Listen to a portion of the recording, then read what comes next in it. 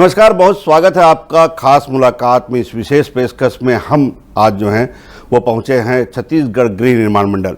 उसका नाम बदलकर अब छत्तीसगढ़ गृह निर्माण एवं अधोसंरचना विकास कर दिया गया है। और ये नाम इसलिए बदला गया, विस्तार इसलिए दिया गया क्योंकि इस मंडल का अब विस्तार भी हो गया है। कामकाज में विस्तार, योजनाओं में विस्तार, तमाम तरह के विस्तार। और इसके कर्णधार हैं वर्तमान अध्यक्ष चेयरमैन जो बने हुए अनुराग सिंहदेव जी। बहुत बहुत स्वागत है अनुराग सिंहदेव जी आपका। अनुराग सिंहदेव जी का परिचय मैं इस रूप में दूं, काफ़ी पुराने समय से वे जुड़े हुए हैं संगठन से और अपनी तेज तर्रार शैली और अपनी तेज तर्रार विकास के जो विकासपरक योजनाओं के नाम से वो जाने जाते हैं, उनकी पहचान इसी रूप में होती है।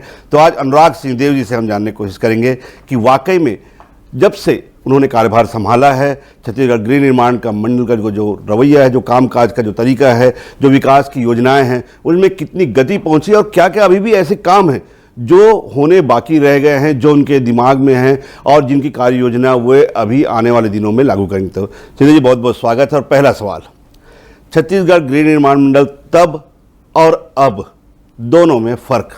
देखिए, छत्तीसगढ़ गृह निर्माण मंडल वास्तव में एक बहुत पुराना ऑर्गेनाइजेशन है और सरकार का बहुत महत्वाकांक्षी एक विभाग है जी। पहले से ही लगातार, जब छत्तीसगढ़ गृह निर्माण नहीं था उससे पहले एमपी हाउसिंग बोर्ड था। तो रायपुर शहर के अंदर बहुत सारी कॉलोनीज उस समय, मतलब मैं ये कहूँ कि कॉलोनी की का जो प्रचलन है उसको बहुत पंख लगाने का काम किया था, तो छत्तीसगढ़ गृह निर्माण ने किया था। और डॉक्टर रमन सिंह जी जब मुख्यमंत्री थे तब भी काफ़ी प्रोजेक्ट्स आए। लगभग 1 लाख मकान से ऊपर अभी तक हाउसिंग बोर्ड ने बनाया। और मैं आपको खास बात बताऊं कि लगभग 70% उसमें से ईडब्ल्यूएस और गरीबों के लिए एलआईजी मकान बनाए गए। तो निश्चित रूप से गौरवशाली परंपरा रही है हाउसिंग बोर्ड की, बहुत अच्छा काम किया है। अभी वर्तमान में हम लोगों ने जो परिवर्तन लाया है, उस परिवर्तन में अब हम छत्तीसगढ़ हाउसिंग बोर्ड को सिर्फ आवास निर्माण तक नहीं, बल्कि सरकार ने तय किया है, माननीय मुख्यमंत्री विष्णुदेव साय जी ने और हमारे विभाग के मंत्री ओपी चौधरी जी ने तय किया कि इस विभाग में इंजीनियर्स बहुत सारे पहले से हैं और सब काबिल लोग हैं। चीफ इंजीनियर स्तर के अधिकारी हमारे पास हैं, बहुत सारे एग्जीक्यूटिव इंजीनियर हैं। तो इनका उपयोग अब बाकी क्षेत्रों में भी करना चाहिए। वो सड़क में भी स्किल्ड हैं, बाकी और स्पोर्ट्स इंफ्रास्ट्रक्चर में ये स्किल्ड है, तो उन पर सब क्षेत्रों में काम लेना चाहिए। तो अब ये हमारा विभाग का नाम हाउसिंग बोर्ड और हाउसिंग और इंफ्रास्ट्रक्चर डेवलपमेंट बोर्ड हो गया। तो अभी उसका लोगो का इनॉग्रेशन भी मुख्यमंत्री जी ने किया है। तो एक बड़ा चेंज जो मैं कहना चाहता हूँ कि पिछले 18 महीने के हम लोग के होमवर्क के बाद ये चेंज एक आया है और निश्चित रूप से एक नई दिशा, एक नया कॉन्सेप्ट और एक नए योजनाओं के साथ अब हाउसिंग बोर्ड प्रस्तुत होगा। तो पहले और अब में अंतर यही है कि अब हम लोगों ने कुछ नई चीज़ें अडॉप्ट की हैं। एक नॉर्मली जनरली एक दो लोगों के मानस पटल में है कि हाउसिंग बोर्ड और मतलब जहाँ भी रही हैं केवल बड़े शहरों में बड़ी कॉलोनियाँ बनाती हैं, कुछ जो H1 M1 जो स्तर के जो लोग हैं उनके लिए बनाते हैं। छोटे जो शहर हैं, भाई अगर मैं छत्तीसगढ़ की ही बात करूं, रायपुर, बिलासपुर, अंबिकापुर, दुर्ग, भिलाई, कोरबा, इनमें ही अब तक जो है हाउसिंग बोर्ड का हमने ज़्यादातर देखा था निर्माण। छोटे शहर जो है इससे छूते रह जाते थे। क्या अब हाउसिंग बोर्ड उन शहरों को, छोटे छोटे शहरों की तरफ और जो L1 जो लोअर क्लास के जो लोग हैं उनके लिए भी कोई योजना लाएगा? देखिए शैलेश जी, बहुत अच्छा एक प्रश्न है आपका ये। और निश्चित रूप से देखिए, हाउसिंग जो है वो सब तक पहुंचना, ये प्रधानमंत्री जी का विशेष संकल्प रहा है। हाउसिंग फॉर ऑल का नारा दिया उन्होंने, बिल्कुल, कि सभी को पक्के का मकान में रहने का अधिकार है और उनको ये मिलना चाहिए। जो सक्षम नहीं है उनको हम पीएम आवास देंगे। तो ये कॉन्सेप्ट और ये जो विचार है ये हमारी सरकार की प्राथमिकता के अंतर्गत है। माननीय प्रधानमंत्री जी और खुद मुख्यमंत्री जी, मुख्यमंत्री जी ने भी, आपने देखा होगा कि सरकार से पहले एक अनाउंस किया था कि जब तक मैं 18 लाख पीएम आवास स्वीकृत नहीं करूंगा तब तक मैं अपने बंगले में नहीं जाऊंगा, गृह प्रवेश तब तक नहीं करूंगा सीएम हाउस में। तो और उन्होंने वो किया कि उसमें साइन किया, फिर अपने घर में गए। तो ये एक महत्वपूर्ण प्रश्न है कि इस बड़े शहरों तक ये लिमिटेड जो प्रयास था कि अफोर्डेबल हाउस हम दे पाएं, ये बड़े शहरों तक था। उसके पीछे कारण ये था कि देखिए छत्तीसगढ़ में थोड़ा ग्रामीण परिवेश हमारा ज़्यादा है, और जो शहर डेवलप हुए हैं उसमें जो गांव से लोग शहर के अंदर अपने मकान बनाए हैं वो कुछ बड़े शहरों में बनाए थे। बिल्कुल। लेकिन अब धीरे धीरे जैसे जैसे छत्तीसगढ़ का विकास प्रगति पर है तो ये आवश्यकता अब नीचे भी पहुंच रही है, और इसको ध्यान में रखते हुए, चूंकि आपने प्रश्न भी किया लेकिन ये बात मेरे दिमाग में थी पहले भी कि वास्तव में जो छोटे और मझौले शहर हैं, जो नगर पालिका स्तर है, यहाँ तक हम कैसे पहुँच सकते हैं। और पिछले लगातार वर्ष भर में हम लोगों ने प्रयास किया कि हम जशपुर के अंदर कैसे कॉलोनी ला सकते हैं, कैसे हम बलरामपुर में कॉलोनी ला सकते हैं, कैसे हम सूरजपुर में ला सकते हैं, कैसे हम सुकमा में ला सकते हैं, कैसे पत्थलगांव में ला सकते हैं। तो इस पर एक तेजी से प्रयास हुआ है, और लगभग सभी जगह जमीन अलॉट है, कई जगह टेंडर भी लग गए हैं अब। तो एक कॉलोनी बनाना ऐसे क्षेत्रों में, और ये कॉन्सेप्ट लोगों को ध्यान में लाना। देखिए कॉलोनी जो रहती है, टाउनशिप जो रहती है, उसमें सभी सुविधाएं लोगों को मुहैया हो जाती हैं एक स्थान पर। बिल्कुल। जैसे रोड वहाँ बनी मिलती है, नालियाँ, ड्रेनेज सिस्टम रहता है, स्ट्रीट लाइट रहती है, क्लब हाउस रहता है। तो ये सारी चीज़ें वहाँ पर डेवलप हो जाए, ये हमारा प्रयास था, और उस पर अब हम पूरे ताकत के साथ काम कर रहे हैं। और अभी सभी जिलों में जितने नए जिले बने थे सब जगह प्रोजेक्ट शुरू किया है। कुछ नए जिलों के साथ साथ कुछ उनके जो सबऑर्डिनेट ऐसे स्थान थे जो नगरीय क्षेत्र थे, वहाँ पर शुरू किया है। तो निश्चित रूप से अभी इस पर काम कर रहे हैं, और छत्तीसगढ़ के लिए आने वाले समय में बहुत उपयोगी है। टाउनशिप जब डेवलप होती है तो वहाँ पर दुकानें बन जाती हैं, लोगों को रोजगार मिलता है, सब्जी भाजी के लोग दुकान खोल लेते हैं, स्टेशनरी दुकान खोल लेते हैं, वहाँ पर किराना दुकान चलने लगती है, प्रेस के लिए वहाँ पर कोई दुकान खुल जाती है, सलून खुल जाते हैं। तो बहुत बड़ा इसका लाभ रोजगार के सेक्टर में भी मिलेगा, और इस पर हम काम कर रहे हैं। शैलेश, उम्मीद हम यही करेंगे कि बहुत जल्दी जो है बहुत छोटे छोटे शहर, जैसे आपने उदाहरण दिया सुकमा का, जशपुर का, बलरामपुर का, वाकई में अगर इन शहरों तक भी अगर हाउसिंग बोर्ड की योजना चले, एक जो अक्सर देखा जाता है, हम तो खैर हम ही लोग ये खबर बनाते रहते हैं कि हाउसिंग बोर्ड पर इतने हज़ार करोड़ बकाया, इतने हज़ार करोड़ बकाया। तो अगर पिछले 18 महीनों की बात करें, आपने एक बड़ी अच्छी योजना अभी जो मैं OTS, वन टाइम सेटलमेंट, तो इसका कितना लाभ मिला बोर्ड को और शासन को? देखिए, आपके दर्शकों को मैं बता दूं कि एक बड़ा मामला हमेशा पिछले 1.5-2 साल पहले से लगातार छपते रहता था अखबारों में और मीडिया में काफ़ी आता था कि हाउसिंग बोर्ड कर्जे के बोझ तले दबा हुआ है और हाउसिंग बोर्ड की फाइनेंशियल स्थिति कमज़ोर है। तो ये किसी भी संस्था के लिए बहुत ही ऑकवर्ड एक इमेज रहती थी। इस पर हम लोगों ने सबसे पहले प्राथमिकता से काम किया और शासन ने उस पर OTS 2 स्कीम लाया, वन टाइम सेटलमेंट।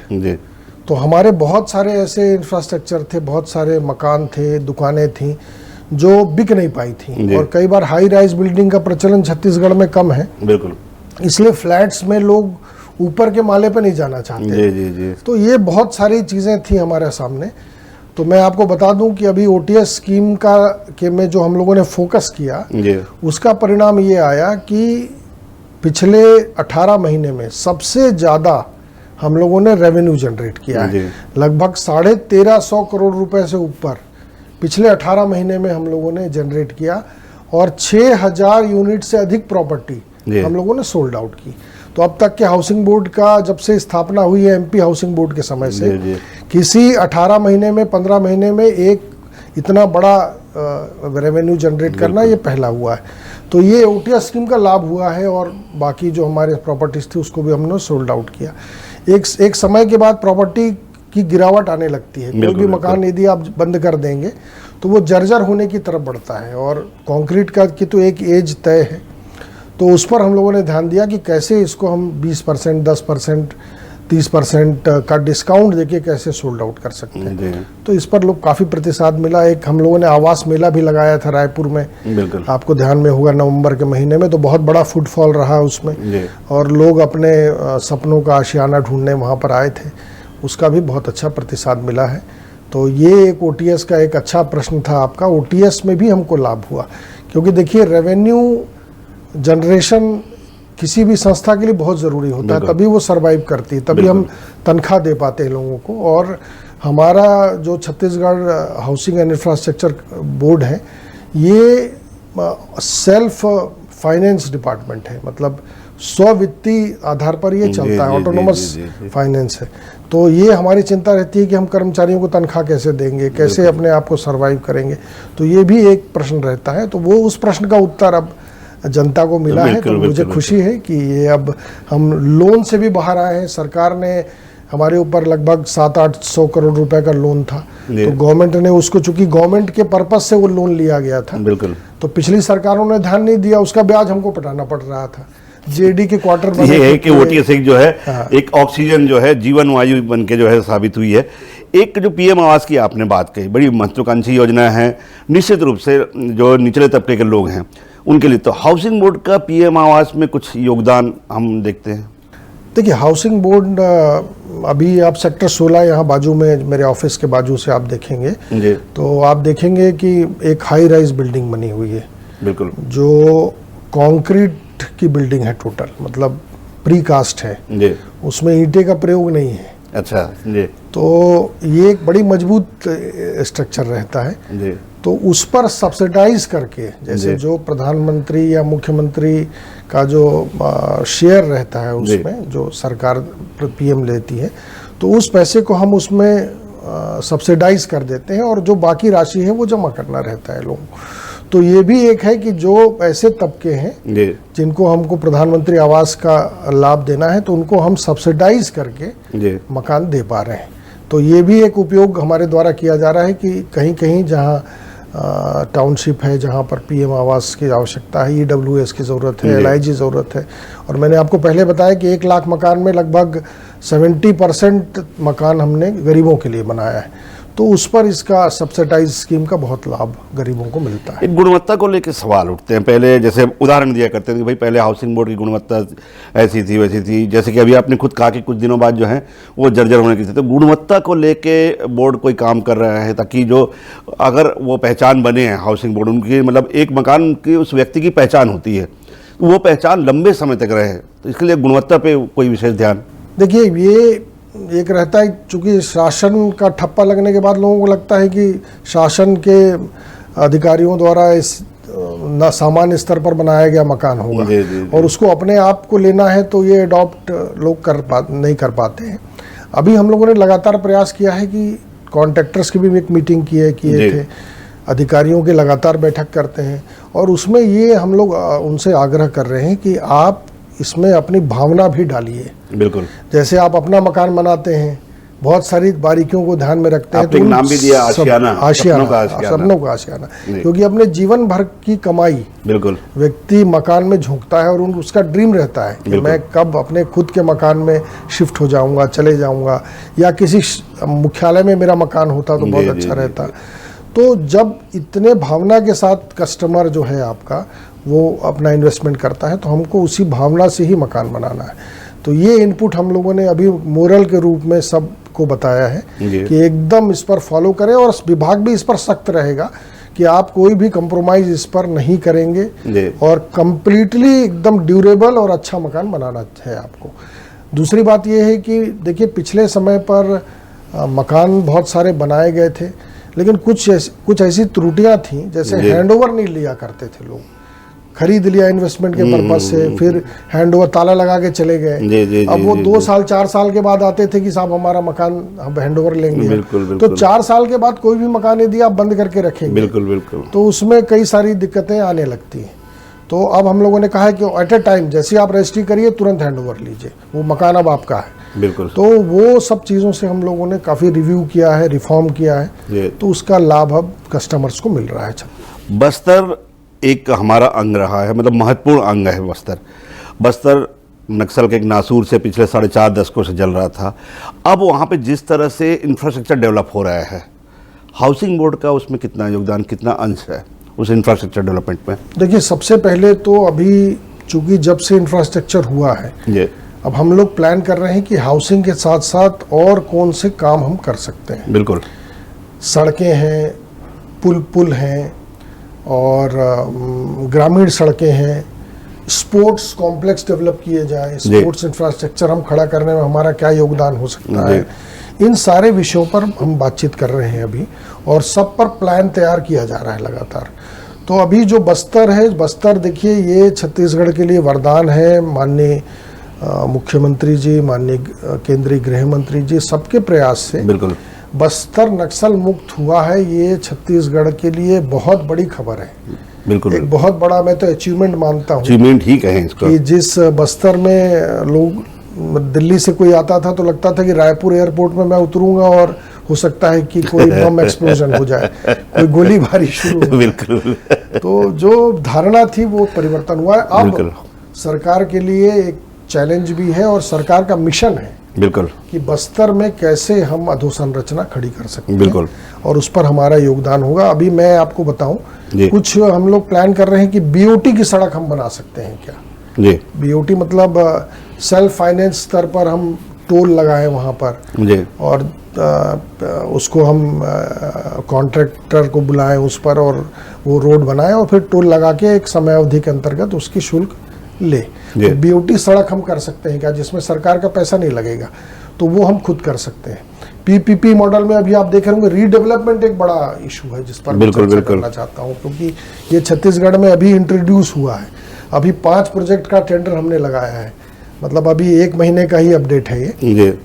तो रीडेवलपमेंट मतलब शहर के कई शहर ऐसे हैं जहाँ पर पुरानी सिंचाई कॉलोनियाँ बनी हुई हैं, पुराने किसी बीज निगम का कोई रकबा है वहाँ पर बड़ा। अब वो सब इंफ्रास्ट्रक्चर बहुत पुराना हो चुका था, अब जर्जर हो चुका है, वहाँ कोई रहता भी नहीं है, लेकिन लैंड बड़ी प्राइम है, बिल्कुल, तो ज़मीन है जो बड़ी बहुमूल्य और कीमती ज़मीन है, बिल्कुल। तो वहाँ पर हम उसको तोड़कर, जो पुराना ढांचा है उसको तोड़कर उस ज़मीन का उपयोग कैसे कर सकते हैं, तो ये रीडेवलपमेंट है। अभी इधर बीटीआई ग्राउंड के पीछे बीटीआई कॉलोनी थी पहले, जर्जर हो गई, वहाँ पर हमने प्रोजेक्ट लाया है। शांति नगर पर एक प्रयास चल रहा है, और भी शहरों में, राजनांदगांव में, महासमुंद में, ऐसे प्राइम लोकेशंस पर हम काम कर रहे हैं। तो वहाँ पर उससे लाभ ये होगा कि यदि हम वहाँ पर शॉपिंग कॉम्प्लेक्स बनाएंगे, दुकानें बनाएंगे, एक बिजनेस इंफ्रास्ट्रक्चर डेवलप करेंगे, हाई राइज बिल्डिंग बनाएंगे, तो वहाँ रहने का भी लोगों की सुविधा हो जाएगी, और साथ में जो शहर का दबाव है वो भी हम वहाँ पर कम कर पाएंगे। बस्तर की तरह ही नया रायपुर भी एक चैलेंज है भाई। जिस तरह से पुराने रायपुर से नया रायपुर में शिफ्टिंग चल रही है, लोग अभी भी उतने ज़्यादा जो है वो शिफ्टिंग को लेकर जो है जो ज़्यादा आकर्षित नहीं हैं। तो वहाँ पे नया रायपुर में हाउसिंग बोर्ड, मेरे ख्याल से जो कि नया बस्ता वो शहर है, हाउसिंग बोर्ड की एक अलग अपनी पहचान होगी भविष्य में कि ये तमाम जो बिल्डिंगें हैं उनमें हाउसिंग बोर्ड का कहीं ना कहीं एक जो छाप मिलेगी। उसके लिए क्या कर रहा है बोर्ड? देखिए, मुझे खुशी है कि छत्तीसगढ़ गृह निर्माण अधोसंरचना विकास मंडल ने नया रायपुर के डेवलपमेंट में अपनी बड़ी भूमिका निभाई है पहले, और जितने आप आइकॉनिक बिल्डिंग देख रहे हैं ये हाउसिंग बोर्ड के द्वारा निर्मित है। बाद में अभी तो एनआरडीए काफ़ी काम कर रहा है, हम लोग को भी लैंड मिलती है यहाँ पर, तो जितनी लैंड हम यहाँ पर जैसे ही हम फ्लोट करते हैं वैसे ही तुरंत उसमें बुकिंग आ जाती है। जैसे सेक्टर फेज 12 में फेज 1 लिए, सभी बुकिंग आ गई और निर्माण हो गया। सेक्टर 12 में ही फेज 2 लिए अभी, तो पूरा लगभग 90% वहाँ पर हमारी बुकिंग आ गई है, अब निर्माण शुरू होना है। तो आने वाले समय में देखिए, पिछला जो 5 साल था, जो कांग्रेस का रिजीम था, उसमें पूरे तरीके से ये उपेक्षा का शिकार हुआ। तो जो विकास का चेन था वो कहीं ना कहीं प्रभावित हुआ, टूटा है इस समय पर। अब उसको रीस्टोर करना, ये गवर्नमेंट काम कर रही है इस पर, और मुझे लगता है कि नया रायपुर में लोग आए रहें, इसके लिए अभी विधानसभा बना दी गई, विधानसभा में विधायकगण आ रहे हैं, मंत्रालय है ही है पहले से, माननीय मंत्रीगण भी यहाँ शिफ्ट हुए हैं, तो उसके कारण भी अब धीरे धीरे लोगों का आना जाना बढ़ रहा है। अब सरकार शायद, जो मुझे ध्यान में है, कि कई जगह पर अच्छे हॉस्पिटल्स तय कर रही है। आप गुड़गांव देखिए, गुड़गांव गुरुग्राम है, तो मेदांता खुल गया तो पूरे देश भर के लोग वहाँ आने लगे। तो ऐसे चीज़ें यहाँ पर डेवलप यदि होती हैं, अच्छे स्कूल्स आ जाएं, अच्छे एजुकेशन हब आ जाए, आईटी के अच्छे सेंटर आ जाएं, तो निश्चित रूप से यहाँ पर लोगों का रुझान बढ़ेगा और जल्दी से जल्दी ये आबाद हो पाएगा। जी जी गुलजार तो है पहले से, बिल्कुल बिल्कुल, लेकिन आबाद हो पाए ये सरकार की प्राथमिकता है और उसमें छत्तीसगढ़ गृह निर्माण अधोसंरचना विकास बोर्ड का भी जितना योगदान है उसको हम करने की चेष्टा कर रहे हैं। अब चूंकि हम सभी जो है मध्यम वर्गीय परिवार से, आप भी मध्यम वर्गीय परिवार से आते हैं, मैं काफ़ी दिनों से जो है आपका जीवन शैली देखता हूँ बड़ा सामान्य सा, और ख़ास तौर पे निचले स्तर के लोगों पे। तो अगर मैं एक बड़ी जिम्मेदारी अनुराग सिंह देव जी के ऊपर है, अगर आने वाले मैं साल के लिए, आपके कार्यकाल के लिए एक विज़न के रूप में देखूं, तो अनुराग जी का विज़न क्या है कि आने वाले 2.5 साल में मैं किस रूप में हाउसिंग बोर्ड से लोगों को, खास तौर पे मध्यम वर्गीय निम्न वर्गीय लोगों को किस तरह से लाभान्वित कर सकूँ? ये क्या कार्य योजना आपके दिमाग में, विज़न क्या है? देखिए, बहुत क्रिस्टल क्लियर सोच माननीय मुख्यमंत्री जी की है इसमें। जी। और मैं तो डॉक्टर रमन सिंह को चाउर वाले बाबा बोलते थे, मैं मुख्यमंत्री जी को आवास वाले बाबा बोलते। क्या बात जी। 10 लाख मकान बना लेना 2 साल के अंदर अंदर, 20 लाख की स्वीकृति देना और 10 लाख बना देना, ये कोई छोटी मोटी प्रगति नहीं है, ये उनके कमिटमेंट का ही प्रतीक है। और छत्तीसगढ़ गृह निर्माण को भी लगातार उनका आशीर्वाद और मार्गदर्शन मिलता रहता है। तो माननीय मुख्यमंत्री जी, हमारे वित्त मंत्री ओपी चौधरी, सबका ही मोटिव है कि हम किस तरीके से अच्छा काम इस 5 वर्ष के अंदर अंदर करें। तो अब आने वाले समय में जो हाउसिंग बोर्ड का ड्रीम है, एक तो हम नगरीय क्षेत्र जो नगर पालिका लेवल है वहाँ तक हम हाउसिंग को डेवलप करना चाहते हैं। बिल्कुल, मतलब गाँव में भी वो एक मॉडल बने कि कॉलोनी कैसे बन सकती है, कॉलोनी में रहने के क्या लाभ हैं। तो जो बहुत फैली हुई आबादी रहती है और सरकार को बहुत पैसा लगाना पड़ता है कि रोड बनाना है, 4 घर उस मोहल्ले में बने हुए हैं तो वहाँ उस मोहल्ले तक रोड जाएगी, कंक्रीट सड़क, उस मोहल्ले तक बिजली जाएगी, उस मोहल्ले तक पेयजल जाएगा। तो ये जो एक बड़ा खर्चा होता है, तो उस कॉन्सेप्ट को हम कैसे कॉलोनाइज कर सकते हैं, कॉलोनाइजर कैसे उसमें उस कॉन्सेप्ट को लोग अडॉप्ट करें, ये हमारी प्राथमिकता है और इसलिए हम लोग वहाँ तक जा रहे हैं। दूसरा, मैंने कहा अधोसंरचना विकास में बीओटी प्रोजेक्ट, क्योंकि सरकार, देखिए कोई भी डिपार्टमेंट वर्किंग डिपार्टमेंट है, पब्लिक वर्किंग डिपार्टमेंट है और भी है, तो सरकार से बजट लेकर वो काम करते हैं। बिल्कुल, हम बिना बजट लिए कैसे काम कर सकते हैं, ये हमारी प्राथमिकता है कि बीओटी, पीपीपी, बिल्कुल हमको आप ज़मीन दीजिए, रोड दीजिए, हम रोड पर बीओटी और पीपीपी लाकर कोशिश करेंगे कि विदाउट बजट, जैसे अभी खास तौर पर गडकरी जी के नेतृत्व में जो काम चल रहा है पीपीपी मॉडल पर और बीओटी, तो ये आप देखेंगे कि कितने तेजी से इंफ्रास्ट्रक्चर बना है, कितने तेजी से हाईवेज बन रहे हैं। तो छत्तीसगढ़ में हम इस पर क्या काम कर सकते हैं, इस पर ही हमारा खास ध्यान है। और मैं मानता हूं कि जैसे पुराने प्रॉपर्टीज को हम लोगों ने सोल्ड आउट किया इतनी जल्दी, अब नए प्रोजेक्ट्स हम लाएंगे और बल्क में लाने वाले हैं।